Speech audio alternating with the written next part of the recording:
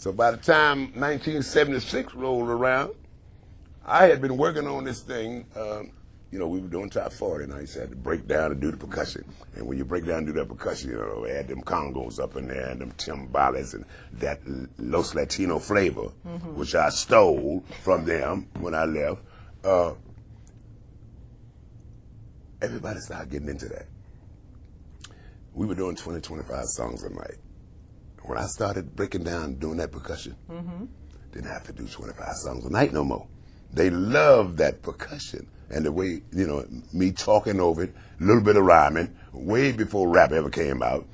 I could have been rhyming then, rhyming then, you know what I'm saying? But I said, I know they don't want me talking all night, rhyming all night. I'm not that good at rhyming anyway, but what little bit I'm doing is catching on. Next thing I know, rappers, before rap ever came out, coming to my show. We'd break that percussion down and start communicating with the audience, call and response, calling names, birthdays. They calling back. They bring me notes, write notes. Chuck, say this about me, Howard University, blah, blah, blah. And I'm mentioning all that Northwest, Northeast, all four corners of D.C. Everybody loving. Next thing you know, all the tables and chairs in all those places that we were playing, tables and chairs started disappearing.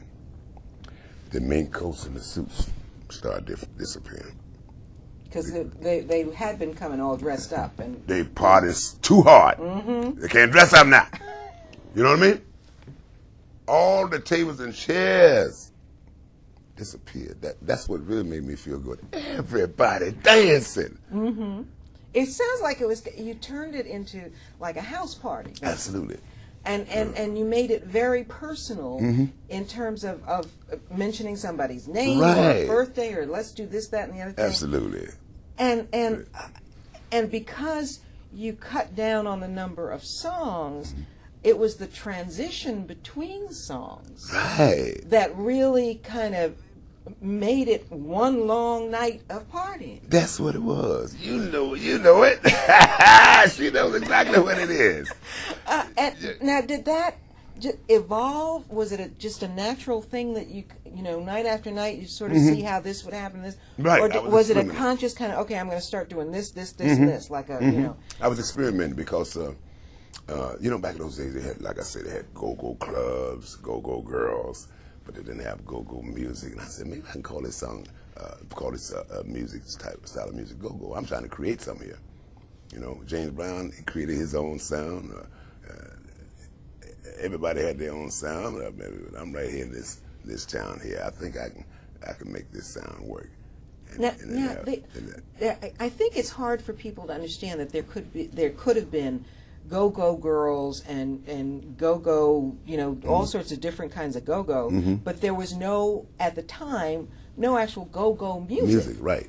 Where did go-go come from? What idea came to me when Smokey Robinson had out a song called "Going to the Go-Go da dee da da da dee da dee dee." So now that gave me an idea to call this particular type of music go-go because it just keeps going and going and going, and it don't stop. We used to take breaks when we were doing top 40.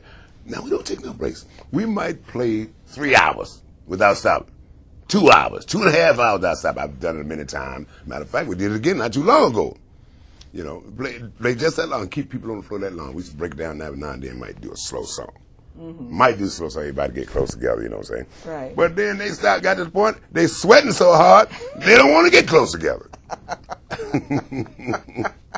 They don't want to get close together. There's a place out called the Burgundy Room out there. We was doing all those top 40. I was doing Slider, Family Stone, James Brown, everything that came on the radio. If it was hot, we do it. In the top 10, we do it. Number 1 right on down. And it worked. It worked. And we had people coming from Frederick, Richmond. They heard about this go-go. You get 1,500 people in there, 1,600 people in the Burgundy Room every Wednesday night. And that's when I knew that this thing was going to work.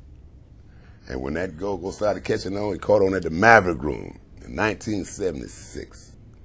That's when it really started catching on.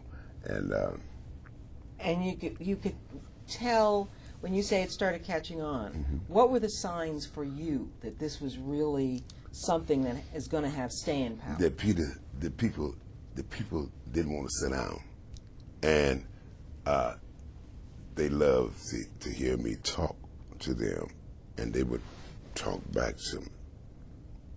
What's going on right today? Y'all feel all right? Yeah. Want some more? yeah. It ain't time to go.